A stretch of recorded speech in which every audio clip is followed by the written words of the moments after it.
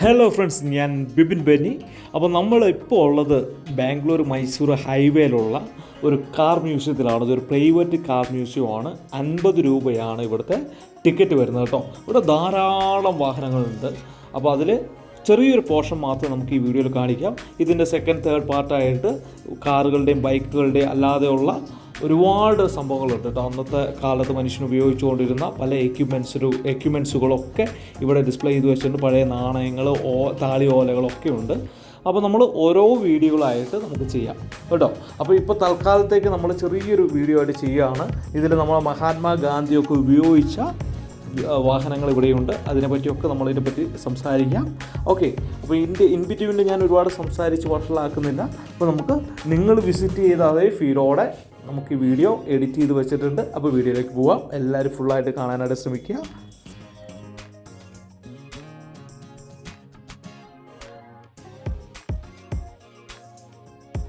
അപ്പോൾ ഇതൊരു private museum ആണ് കേട്ടോ. ബാംഗ്ലൂർ മൈസൂർ റോഡിലാണുള്ളത്. അപ്പോൾ ഇതിൻ്റെ അഡ്രസ്സും കാര്യങ്ങളൊക്കെ ഞാൻ ഡിസ്ക്രിപ്ഷനിൽ മെൻഷൻ ചെയ്യാം. നിങ്ങൾ ഈ വഴി പോകുന്നുണ്ടെങ്കിൽ എന്തായാലും വിസിറ്റ് ചെയ്യുക.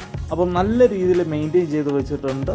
2 തട്ടുകളായിട്ടാണ് കാറുകളൊക്കെ ക്രമീകരിച്ച് വെച്ചിരിക്കുന്നത് കേട്ടോ. അപ്പോൾ നമ്മളതിൽ ധാരാളം കാറുകളുടെ വീഡിയോസ് നമ്മൾ ഷൂട്ട് ചെയ്ത് വെച്ചിട്ടുണ്ട്. പക്ഷെ നമ്മൾ ഓരോ ബൈറ്റുകളായിട്ട് മാത്രം ഇടാം.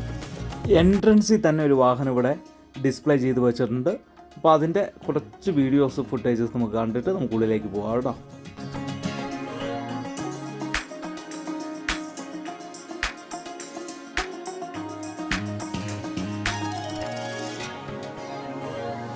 അപ്പോൾ ഈ കവാടം കഴിഞ്ഞ് ഉള്ളിലേക്ക് കയറി കഴിഞ്ഞിട്ടുണ്ടെങ്കിൽ കാണുന്ന ഒക്കെ വാഹനങ്ങളാണ് നിരനിരയായിട്ട് വെച്ചേക്കുവാണ്. അപ്പോൾ ഇതിൽ ഫസ്റ്റ് നമുക്ക് കാണാനുള്ളത് ടയേഴ്സിൻ്റെ റെവല്യൂഷനാണ്. അപ്പോൾ ഇതിൽ പണ്ട് കാലങ്ങൾ ഉപയോഗിച്ചുകൊണ്ടിരുന്ന ടയറുകളും അതിൻ്റെ റെവല്യൂഷൻസും ഒക്കെ ഇവിടെ ചുമരിൽ കറക്റ്റായിട്ട് മെൻഷൻ ചെയ്ത് വെച്ചിട്ടുണ്ട്. അതിൻ്റെ ആർട്ടിക്കിൾസൊക്കെ നമുക്കിവിടെ കാണാൻ കഴിയും. പിന്നെ അന്ന് കാലത്ത് ഉപയോഗിച്ചുകൊണ്ടിരുന്ന കുതിരവണ്ടികൾ തൊട്ടുള്ള സംഭവങ്ങളൊക്കെ ഇവിടെ മെൻഷൻ ചെയ്തിട്ടുണ്ട്. അത് ട്രാൻസ്പോർട്ടേഷന് വേണ്ടിയിട്ടും ചരക്ക് ഗതാഗതത്തിന് വേണ്ടിയിട്ടൊക്കെ ഉപയോഗിച്ചുകൊണ്ടിരുന്ന വിവിധ തരം തേരുകളൊക്കെ ഇവിടെ മെൻഷൻ ചെയ്തിട്ടുണ്ട് കേട്ടോ.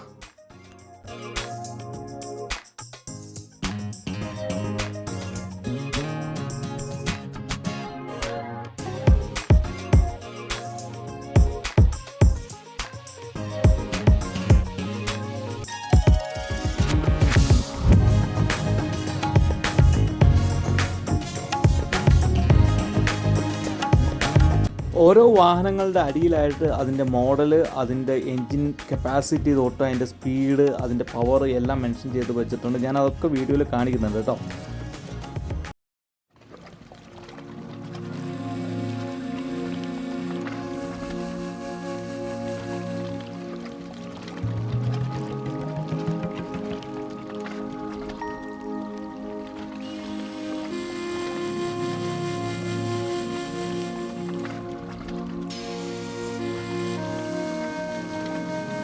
അപ്പോൾ ഈ കാണുന്ന വാഹനം നമ്മളെ മഹാത്മാഗാന്ധി മൈസൂർ വിസിറ്റ് ചെയ്തപ്പോൾ ഉപയോഗിച്ച വാഹനമാണ്. ഇത് സ്റ്റുഡിയോബേക്കർ പ്രസിഡൻറ്റ് 8 എന്ന് പറഞ്ഞ മോഡലാണ്. അമേരിക്കൻ ബേസ്ഡ് വാഹനമാണ്. ഇത് ഷിപ്പ് വഴി ഇമ്പോർട്ട് ചെയ്ത് ഇന്ത്യയിൽ എത്തിച്ചതാണ് കേട്ടോ. അപ്പോൾ ഇതിൻ്റെ പവറും കാര്യങ്ങളും ഇതിൻ്റെ സ്പെക്കൊക്കെ ഇവിടെ മെൻഷൻ ചെയ്ത് വെച്ചിട്ടുണ്ട്. അപ്പോൾ ഈ വാഹനം 5.5 ലിറ്റർ 8 സിലിണ്ടർ ഇൻലൈൻ എഞ്ചിനാണ് ഇതിലുള്ളത്. 3 സ്പീഡ് മാനുവൽ ഗിയർ ബോക്സ് ആണ്. അത് സിങ്ക്രോമെഷ് ഗിയർ ബോക്സ് ആണ് ഉപയോഗിച്ചിരിക്കുന്നത് കേട്ടോ. അപ്പോൾ ഈ സ്റ്റുഡ്ബേക്കർ എന്ന് പറഞ്ഞ വാഹനം മാനുഫാക്ചർ ചെയ്തിരിക്കുന്നത് 1929 ഇതിൻ്റെ ടോപ്പ് സ്പീഡ് 129 km/h ആണ് കേട്ടോ സ്പീഡ് വരുന്നത്.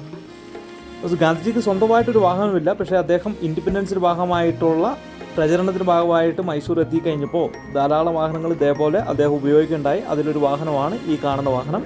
ഇത് കറക്റ്റായിട്ട് ഈ മ്യൂസിയത്തിൽ മെൻഷൻ ചെയ്ത് നല്ല രീതിയിൽ മെയിൻറ്റെയിൻ ചെയ്ത് കൊണ്ടുപോകുന്നുണ്ട്.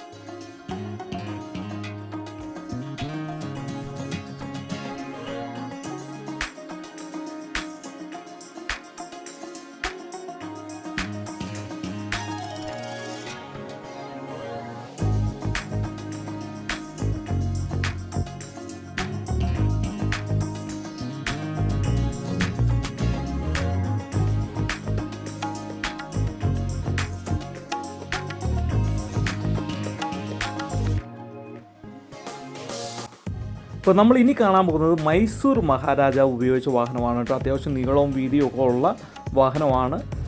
നല്ലവണ്ണം മെയിൻറ്റെയിൻ ചെയ്ത് ഇവിടെ ഡിസ്പ്ലേ ചെയ്തിട്ടുണ്ട്. ഡൈംലർ DE36 എന്ന് പറഞ്ഞ മോഡലാണിത്. ഇത് 5400 cc വരുന്ന എഞ്ചിനാണ് ഇതിൽ ഘടിപ്പിച്ചിരിക്കുന്നത് കേട്ടോ. ഈ വാഹനം നിർമ്മിച്ചിരിക്കുന്നത് UK ബേസ്ഡ് ഓട്ടോമൊബൈൽ മാനുഫാക്ചറിംഗ് കമ്പനിയാണ്.